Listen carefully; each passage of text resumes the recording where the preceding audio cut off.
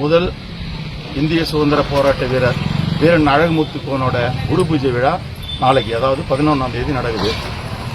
இது 268வது குரு பூஜை விழா.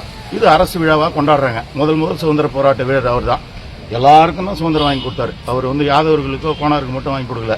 இப்படிப்பட்ட வீரனோட நினைவேந்தல் நிகழ்ச்சியில் குரு பூஜைன்னு சொல்லிட்டு வருஷம் சங்கத்திலிருந்து பெருமாள் கோயிலிருந்து ஊர்வலமா போய் படம் வச்சு படத்துக்கு மரியாதை செலுத்துறது வருஷம் வழக்கம். இது இங்கே இல்ல, இந்த மாவட்டம் பூரா நடக்குது.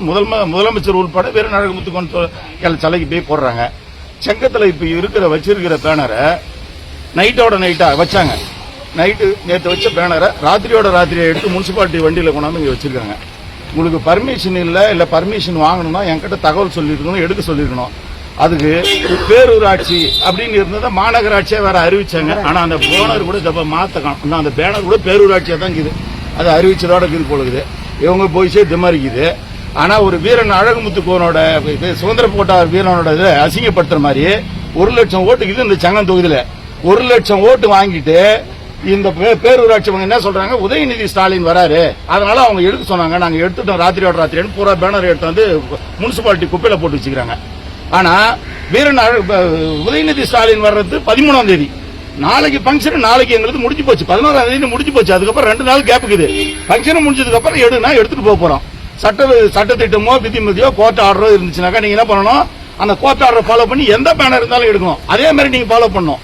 நாளைக்கு உதயநிதி ஸ்டாலின் வர்றதுக்கும் கரெக்டா அதே மாதிரி அவர் ஃபாலோ பண்ணிக்கிறாரா, அதே மாதிரி தான் பேனர் வச்சுக்கிறாங்கன்னு தெரிஞ்சுக்கணும்.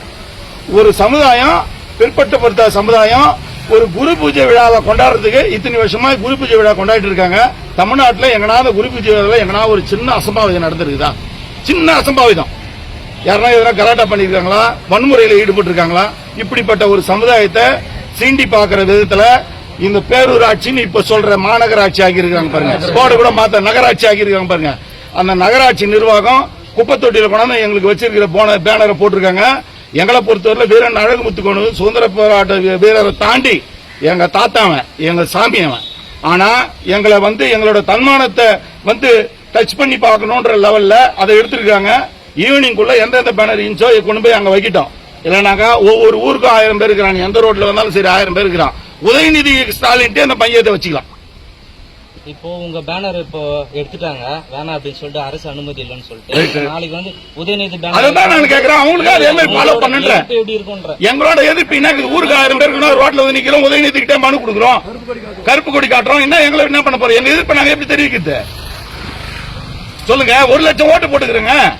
1,00,000 ஓட்டு போட்டுக்கிறோம். சமுதாயம் கொடுக்குறது மரியாதை இது.